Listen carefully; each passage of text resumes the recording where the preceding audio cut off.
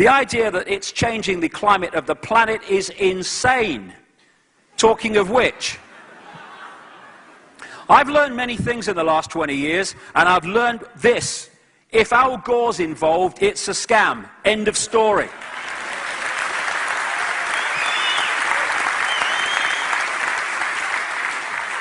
Of course they give him the Oscar for his rubbish, ludicrous documentary. Of course he gets the Nobel bloody Peace Prize, because the people that want this thing out there control who gets those things.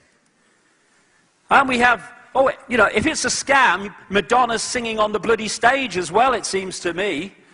This is the great Earth concerts around the world, selling a lie. These people do no research. And here's the global warming survival handbook for those live Earth concerts, written by David de Rothschild.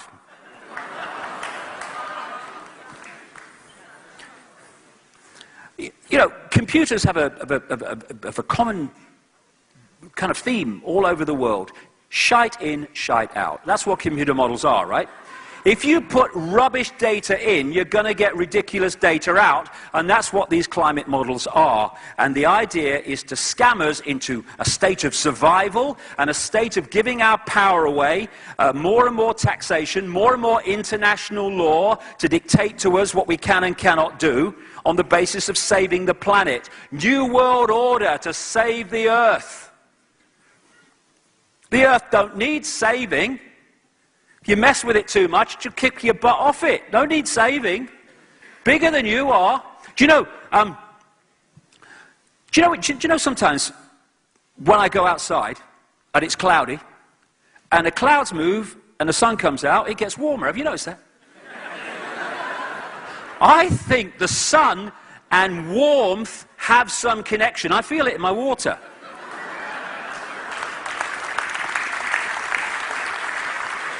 The sun sends out sunspots in cycles, a lot and then less, and now virtually none in the recent end of the cycle. And some of them are as big as Jupiter, and most are bigger than the Earth. They're massive. And they shoot out this solar radiation that comes to the Earth, and it's warm and it's less warm depending on the cycles of the sun. They're just incredible, and they do it in cycles, like I say. And the more sunspot cycles, sunspots that are produced, the more solar radiation stands back in amazement, the warmer that cycle is. And as it goes down into the lower part of the cycle, the temperature starts to fall. That's what has been happening throughout history, and that's what's happening now. Now, there may be other things going on in the sun. I think there probably are at the time as well, but they have nothing to do with what comes out of your exhaust pipe. In the period, of course, temperatures have been falling year on year now, as one scientist said, how many years has temperature got to fall before we realize there's no global warming? It's a scam. They're not interested in the truth. But when it was, the temperatures were going up a little bit, it was pointed out, quite rightly, that temperatures were going up on other planets and moons of the solar system as well. I mean, you know, what was causing that? You know, turbocharged handcarts, maybe. And when David de Rothschild appeared from his handbook on the Alex Jones show, he was asked about this, and he said, my friend, it's because... he was asked about Saturn and Mars and warming as well, and he said, because, my friend, those planets are closer to the sun. Huh?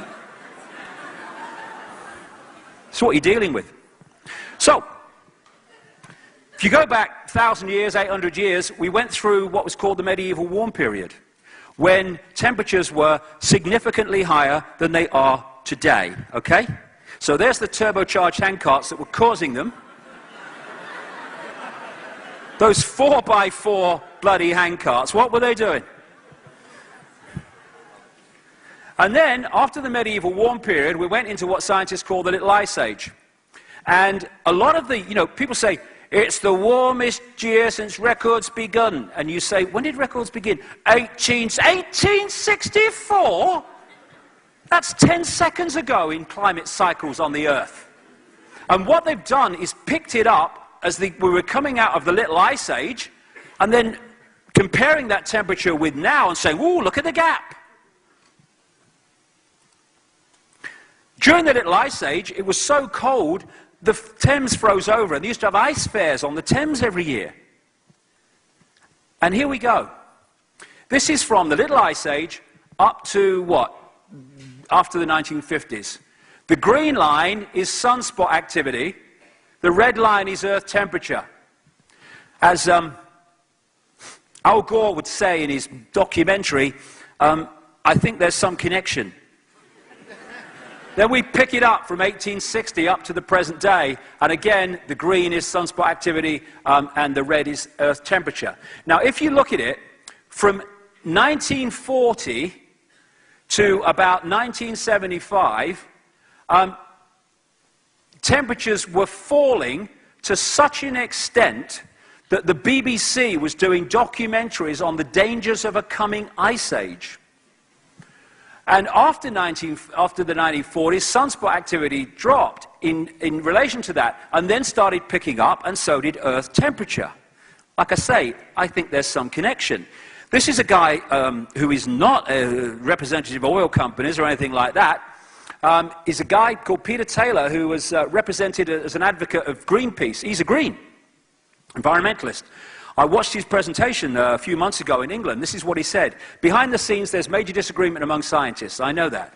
Parallel to carbon dioxide rising, the solar field has increased by over 200% since 1900, and this is not factored into computer models. Global temperature is not rising as predicted. In fact, it fell by a whopping 0.6 degrees over the last 12 months, as much as it had gained in the previous 50 years. Many of the apparently random fluctuations in past temperature, like when the Vikings grew crops in Greenland, correlate with variations in the solar electric field. Between 1983 and 2001, cloud cover, according to the International Satellite Cloud Climatology Project, fell by 4%, more than enough to heat oceans and account for global warming.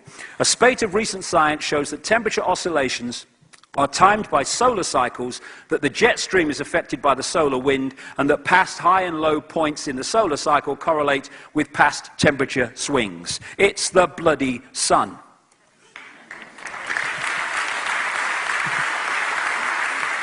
And temperatures have been dropping in recent years because the solar sunspot cycle has been going through a real low point, to the point where this British newspaper announced global warming could stop naturally for 10 years, say scientists. Oh, but when it starts again, ooh, we're in trouble. Oh, yeah. Have you noticed, too, global warming is not the term anymore because temperature's falling. Climate change is the new one. That's the new buzzword now. Oh, poor old Al. This guy, James Hansen, who's a close associate of Al Gore from NASA, he has been exposed for making up temperature changes to make them seem higher than they are by changing the months around to make 1 month seem to be really warm when it shouldn't be, when it was taken from a month which was just a normal temperature. And this is what one of his colleagues says, like he's a close associate of Al Gore, one of his colleagues at NASA. Hansen was never muzzled, even though he violated NASA's official agency position on climate forecasting, i.e. we didn't know enough to forecast climate change or mankind's effect on it. Hansen thus embarrassed NASA by coming out with his claims of global warming in 1988 in his testimony before Congress. Nothing happened because he was supposed to do that. And this guy from NASA, John Theon, also goes on about Gore. Gore faces a much different scientific climate in 2009 than the one he faced in 2006 when his film An Inconvenient Truth was released. According to satellite data, the Earth has cooled since Gore's film was released. Antarctic sea ice extent has grown to record levels. Sea level rise has slowed. Ocean temperatures have failed to warm, and more scientists have publicly declared their dissent from man-made climate fears as peer-reviewed studies continue to counter warming fears. This very week, this world expert in sea level rise has said, despite fluctuations down as well as up, the sea is not rising. It hasn't risen in 50 years. And quite apart from examining the hard evidence, the elementary laws of physics, latent heat needed to melt ice, tells us that the apocalypse conjured up by Al Gore and company couldn't possibly come about. And this is interesting, too. He said this, the same man. When asked to act as an expert reviewer on the International Panel of Climate Change's last two reports, he was astonished to find that not one of their 22 contributing authors on sea levels was a sea level specialist, not one.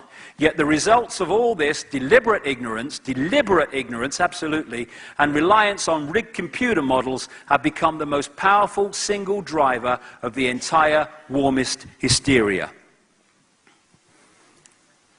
And we're still getting this a few weeks ago as a publicity stunt going down the River Thames. That sums it up for me. There you go. That's what it's all about. Bullshit. And what has Obama done? What are governments all around the world doing? They are appointing people. David de Rothschild.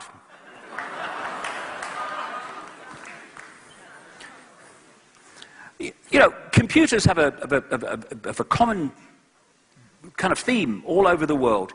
Shite in, shite out. That's what computer models are, right? If you put rubbish data in, you're going to get ridiculous data out, and that's what these climate models are. And the idea is to scam us into a state of survival and a state... When I go outside, and it's cloudy, and the clouds move, and the sun comes out, it gets warmer. Have you noticed that? I think the sun and warmth have some connection. I feel it in my water.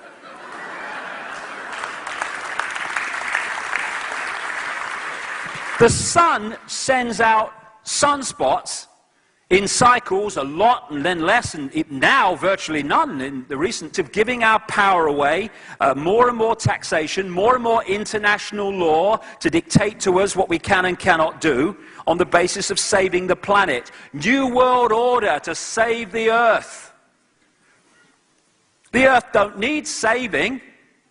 If you mess with it too much, you'll kick your butt off it. Don't need saving. Bigger than you are. Do you know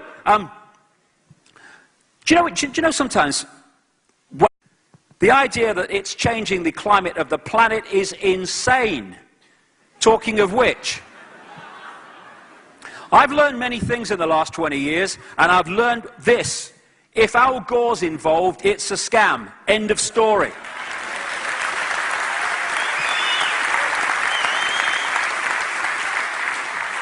Of course they give him the Oscar for his rubbish, ludicrous documentary. Of course he gets the Nobel bloody Peace Prize, because the people that want this thing out there control who gets those things.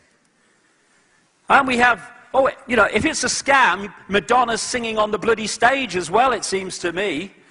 This is the great Earth concerts around the world, selling a lie. These people do no research. And here's the global warming survival handbook for those live Earth concerts written by